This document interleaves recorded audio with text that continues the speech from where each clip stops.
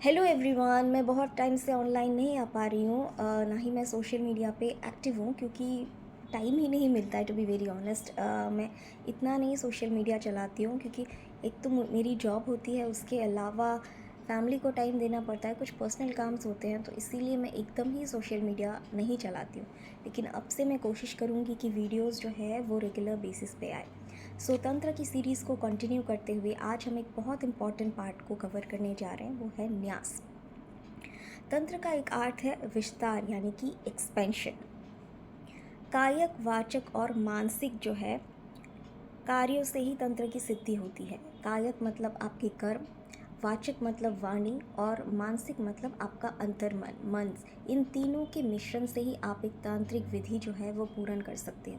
यहाँ पे मुझे बहुत सारे बहुत सारे जो लोग हैं वो लोग बताते हैं कि हमें कोई ऐसा मंत्र बताइए जिससे हमारी शादी जल्दी हो जाए, मेरी जॉब लग जाए, जॉब स्विच हो जाए। या फिर कोई यूट्यूब पे देख के बताते हैं कि ये मंत्र मैं करूँ क्या टू ब्रिंग बैक लव, ये वो कुछ कुछ तो बीज मंत्र, इतना महाकाली का इतना पावरफुल मंत्र चैंट करने लग जाते जिसके कॉन्सिक्वेंसेस होते हैं। क्योंकि कुछ जिस देवता देवी को आप इन्वोक कर रहे हो, क्या आप उनकी एनर्जी को हैंडल करने के लिए सक्षम हो, जिसकी वजह से इनफैक्ट नवार्ण मंत्र जो होता है, मैंने ये केसेस भी देखा है कि वो एक लेडी थी कोलकाता की, उन्होंने दुर्गा सप्तशती के जो सिद्ध कुंजिका स्त्रोतम है वो पढ़ना स्टार्ट कर दिया। जैसे कि आपको पता है कि सिद्ध कुंजिका स्त्रोतम में जो है वो काफ़ी सारी बीज मंत्रस जो है वो एम्बेडेड है। तो उन्होंने एक दो बार तो ठीक है, रोज़ 108 बार पढ़ना स्टार्ट कर दिया, जिससे उनकी लाइफ में बहुत ड्रास्टिक कॉन्सिक्वेंसेस फेस करनी पड़ी। तो ऐसे कुछ जो जिसमें बीज मंत्रस होते हैं, जो तांत्रिक क्रियाएं होती है, वो सब आपको बिना गुरु के नहीं करनी चाहिए। खैर वो तो मैंने पिछली वीडियो में बताया था। आज हम बात करेंगे न्यास के बारे में। जैसे कि मैंने बोला कि तंत्र बहुत ज़्यादा विस्तार है और उसमें तीन चीज़ों का मिश्रण होता है। एक तो कार्मिक, जैसे आपके कर्म जो विधियाँ हम लोग करते हैं, उसके बाद मानसिक, और उसके बाद जो है मंत्र उच्चारण उच्चारण वाचिक। ठीक है। तो आपका जो है वो दो तरह के शरीर होते हैं। एक होता है स्थूल शरीर, दूसरा होता है सूक्ष्म शरीर। तो अगर आप अपने स्थूल शरीर को उस मंत्र के योग्य बनाओगे, तभी आपका सूक्ष्म शरीर जो है वो उस साधना का अनुभूति प्राप्त करेगा। ठीक है। तो स्थूल शरीर को, यानी कि स्थूल शरीर को आप उस मंत्र के योग्य कैसे बनाओगे? विनियोग में बहुत सारी चीज़ें होती है, लाइक स्त्रोत होता है, कवच होता है, ये सब होता है, जिससे आप एक पूरी तरह से एक देवी को इन्वोक कर सकते हो। और इसमें सबसे ज़्यादा इम्पोर्टेंट होता है न्यास का। न्यास क्या होता है कि जिस देवता को, जिस देवी को आप इन्वोक कर रहे हो, उस उस रिलेटेड पावर्स को आप अपनी बॉडी में शरण दे रहे हो, आप अपनी बॉडी में इनवाइट कर रहे हो ताकि मुझे उस एनर्जी तक पहुंचाओ। अभी हम लोग इस एनर्जी में हैं, इंसानी शरीर में है, लेकिन जब हम लोग न्यास करते हैं तो ऋषि न्यास होता है, कर न्यास होता है, उसके बाद शक्ति न्यास होता है, किलक न्यास होता है, इस तरह के न्यास होते हैं। तो ये सब न्यास करके जो है आप देवता तुल्य होते हो। यहाँ पे कहा ये भी गया है कि देवता बनने के लिए आपको, देवों को इन्वोक करने के लिए आपको देवता तुल्य होना ज़रूरी है, और इसमें न्यास का बहुत इम्पॉर्टेंट रोल है। तो बिना न्यास के आप अगर कोई भी पूरा मंत्र करते हो तो उसका आपको 100% रिजल्ट नहीं मिलता है। इनफैक्ट आपको उसके कई कई मंत्र के जो है नेगेटिव इफेक्ट भी मिलता है, क्योंकि आपकी बॉडी वो एनर्जी को सहन नहीं कर पाती है।